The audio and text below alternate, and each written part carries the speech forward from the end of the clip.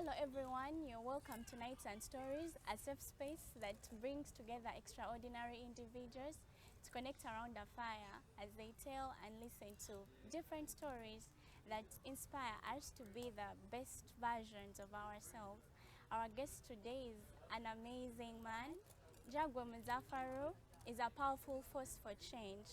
His para sports initiative, Blind Football, is a beacon of hope and a safe space that allows visually impaired individuals to showcase their football talents so that the world can see how differently abled they are. Jagwe, welcome to Nights and Stories. Thank you for the invite. Take us back. How does blind football begin? How does blind football start? To start with, my name is Jagwa Muzafaru, and I'm the founder and chairman of Blind Football Uganda. And blind football is a kind of soccer that is specifically played or participated in by people who are visually impaired and the blind in Uganda. And I started the organization in 2021. And as I speak, we are already have expanded or grown to different parts of the country. We are existing in Gulu, we are existing in Soroti, we are existing in Lida, we are existing in Kampala, Mukono, Buyukwe, and then other areas. But blind football as itself it's a silent game which rotates on majorly one thing: communication and listening. Majorly two things: communication and listening. So what we used to play, equipment we used to play is a little bit different from the normal equipment that sighted football is involved in. So first of all, it's the ball. This is the ball we used to play. It's like a normal ball. It's a size 4 from the size 5 of the sighted football.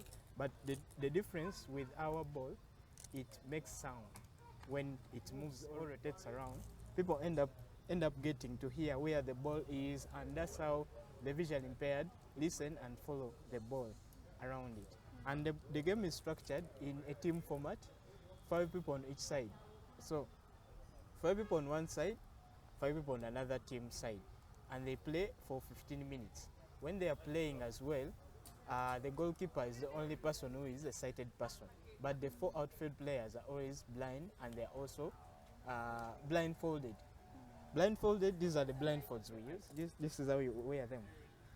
So they make you totally blind or dark if you have some sight. So these are the blindfolds. They are called eye shades in our sport. We call them eye shades. And the difference, the reason why we wear the eye shades, it's because of fairness. Noreen, you could be having a better sight compared to me. So to be at a fair ground or an equal ground, we have to blindfold you so that you are all equal. So that's how the game is structured. So the only confusion of people or difficulties of people to believe that blind people can play football is the fear if they can collide. So always we have words we use. We say voy. If Noreen, you have the ball and you are I'm proceeding to you, I have to come communicating, saying voy, voy, voy. So for you who is moving with the ball, have to understand that someone who is coming to me is coming through this direction, so I have to change because you have heard him saying voy, voy, voy. So that's how we dodge them. So what is voy? Is it a football kind of language? What does voy mean? Yeah, voy is an international word we use for our game, for blind football, only in blind football. So voy, it's from Spanish. It's a Spanish word which means go. So when you hear someone, you hear go, go, go, go. So in Spanish we use voy. But even if you are in Chinese, you are a Japanese, when you are playing blind football, you have to say voy continuously if you don't have the ball. Yeah, so that you avoid collision, and that's how people play. Okay. So how has blind football impacted the community that it works with? First, it has enabled the people to move out from their hidden places where they feel that they can't where they feel like they can't be open to the community to come out. So it has given them that opportunity to have a space, feature in the community, because when we have games played within the community or in any setting, people end up interacting with visually impaired people, and then they end up realizing different stuff that visually impaired people can do, which they didn't know they can. Like if you look at the interaction within the community, people end up understanding that even a visually impaired person can really use a smartphone, because some people who become blind, they end up thinking that you can't use a computer, you can't use a smartphone, so they wonder how can a blind person use a smartphone. So but those interactions open up people, it's open up their influences, gives them their understanding, and I really applaud more of the communities that have really embraced blind football in the school settings, in the universities, and even the general communities that have gone to different parts of the country. Okay, that's amazing. When you look back from the time blind football began until where we are right now, is there one point in your life where you felt like this was not for you? You wanted to quit? I have ever got that mindset, and even I acted upon it. Like like 2 months, I gave up on 2 months. Reason it was because of the equipment we use. So I ended up looking. I wanted to have the sport in Uganda, but I ended up finding challenges in getting the equipment, and the equipment is totally expensive to start with, and also you can't get it on the African continent. So I ended up giving up on it, and later on, through the different emails I ended up writing to so many organizations, they ended up replying to me, and one of them was the International Blind Football Foundation. It's an NGO based in Japan that donated to me the first balls. So if you look at this ball,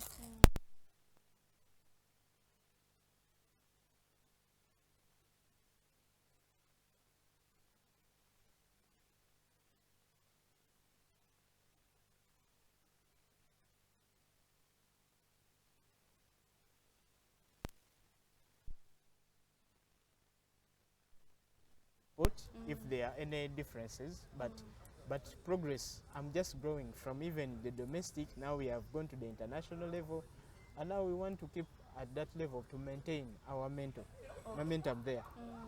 Okay, take us a bit about school, like your school life. Did school influence you in any way? How was it being in our school when you're visually impaired?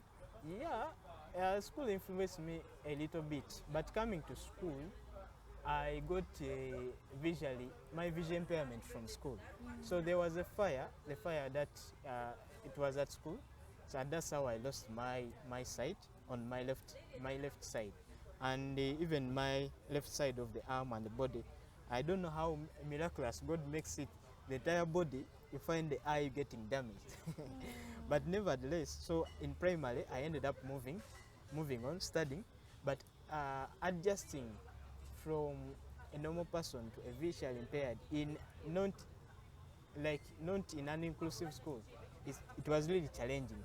But later on, I ended up maneuvering and understanding that you can move on, you can be what you want. But it also was a bit hard for me to be among people, play with them for some good time, and afterwards I ended up understanding it.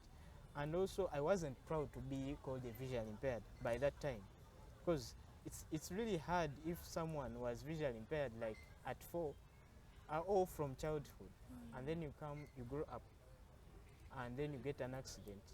It's a bit different from you. So understanding or being in that community is a bit challenging to feel, even other people to really relate with you.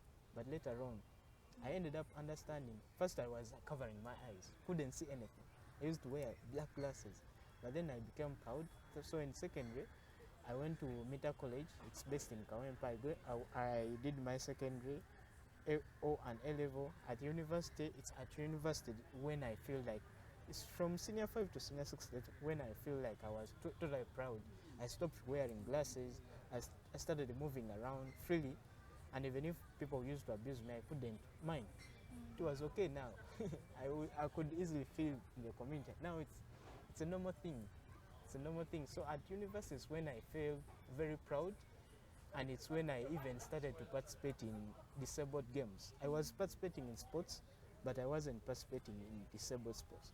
So at university I started with participating in goalball, And then when I graduated, I ended up also going to Uganda Paralympic Committee, and later on, I embraced everything, and later on, it's where I got the idea to start blind football. Yeah. Are you currently sitting on any blind football teams, whether it's locally or internationally? I don't sit on any blind football team. I just introduce and coordinate, and then give people an understanding or train people in the rules and other things. But when it comes and coordinating maybe events and tournaments, but when it comes to managing teams, they are all managed by different people who I trained, who I started, who I give the knowledge. But when it comes to at the domestic level, I'm the head of all blind sports in Uganda under the Uganda Blind Sports Association, UBSA. And when it comes to the international level, I'm the representative for Uganda for all blind sports at the International Blind Sports Association. Yeah. So I'm like a president, but I'm a chairman. Oh, you're all things. Yeah. But I'm not. I just want to stay a common man. A common man doing great, extraordinary things for community. Definitely. Yeah. What do you think your purpose in life is? I think my purpose is to uplift people. It's what I think.